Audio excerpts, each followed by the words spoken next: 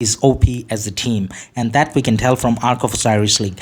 But then let's have a look at how devastating each one of these players individually are, and to do that we are going to have a look at some footage from our last KVK against 1V. Now as you can see, up to 50 it's all 1V.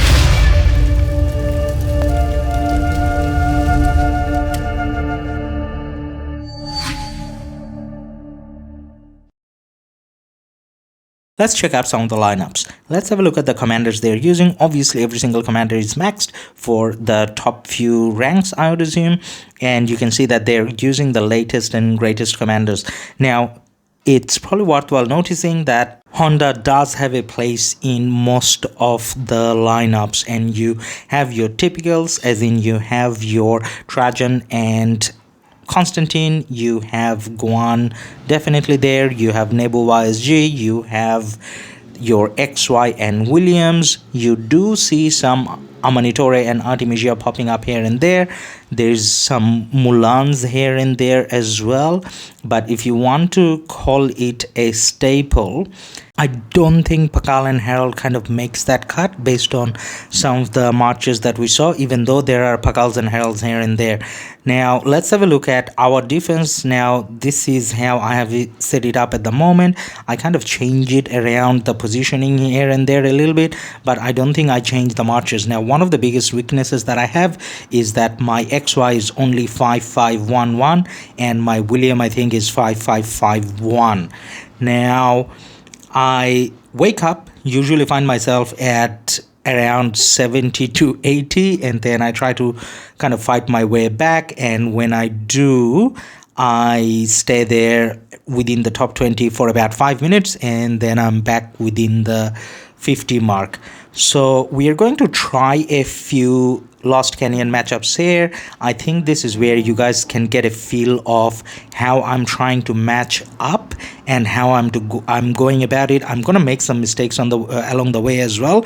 So for example here, the way I set it up, it actually didn't make much sense because I should isolate the Richard and Constantine because that's a tanky march that's gonna stay alive for a while. I should not have used up my Amani and Artemisia over there. Now I'm going to try to find the same player again and try to show you how, or in my case actually try to find out how I can position my marches better so that I can maybe get a win out of it. So within this video we are going to try to see whether we can fight ourselves to the top place. I'm not sure whether I can, because again, as I said, my XY and William is not maxed, and you kind of need a maxed XY for such a big team.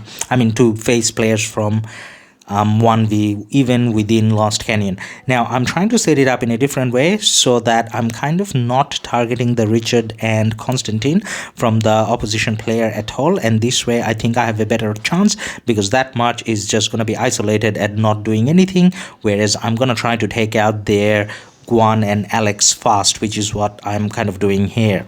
So this way I take out one of their most damaging marches fast, and their tanky march is kind of untouched, is not gonna get targeted until the end. Now this is the good strategy for Lost Canyon. I mean, at least that's something kind of works for me, and as you can see, we are going to have all 5 marches remaining when we went for that.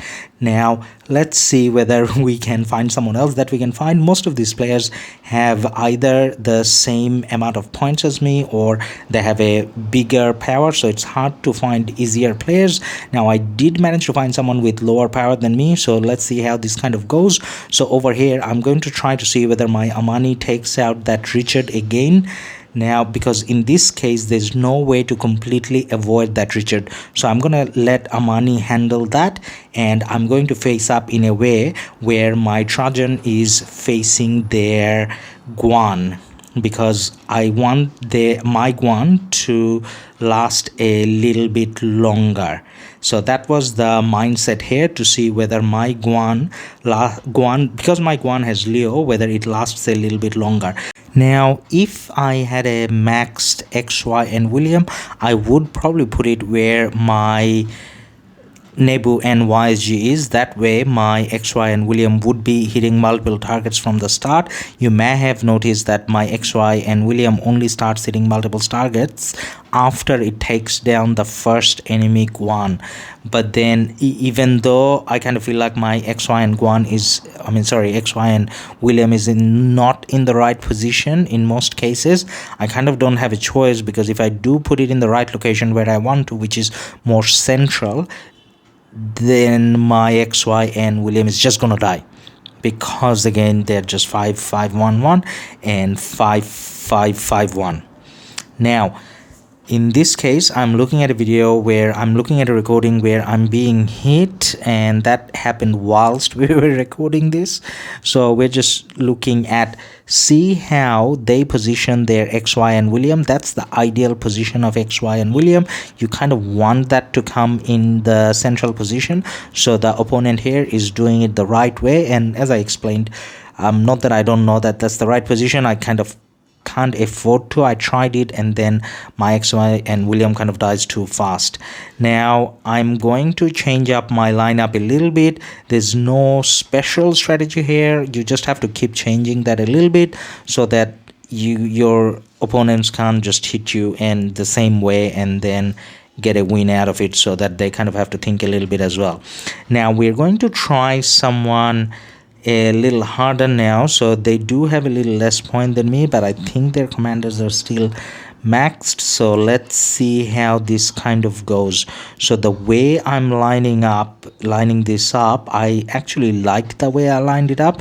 So I put my Guan against their Constantine and Trajan, and that way I think my Guan, my thought was my Guan would last a little longer, so I don't want too high damaging marches hitting my Guan. But then either way, I don't think I don't get a win out of this. Now I'm going to see if I can try to find the same player again, and if there's a way I can line up a little bit differently and try to get a win out of this. Now the reason why we're obviously doing it is so that we can kind of show that even with the same commanders, if you line up a bit differently, then you can try to get a win. It's all about kind of knowing where your strength and weaknesses are. So this way we can kind of you guys can kind of plan your attacks a little bit better as well. So I'm putting my Artemisia and Amanitore down below this time, and that way I can sacrifice that much in a 4v1, but then when the 4v1s end, the opponent's marches will target my Trajan and Constantine, and that way I think I have a little bit of an advantage where I can, with that march, whilst that march is tanking, my other marches probably has a little bit more of a damage to take the opponent out, and that's how that kind of worked out. Now we are going to try number one. Now number one is a bit more powerful than I, as you can see, and he does spend a lot of time in number one. So his lineup, commanders, everything, whatever he did is ideal. So if you're looking at creating your Sunset Canyon lineup, this is probably a good way to go about it, because he is pretty hard to beat. Now I don't think the strategy that I used in the last one is going to work with him, and the reason behind that is his marches are a lot more powerful, and I barely got a win last time. So even though I'm trying the same thing, I don't think, yep, there you go. So even though he's going to target my Trajan now, so everything is kind of going to plan. My XY William is hitting multiple marches.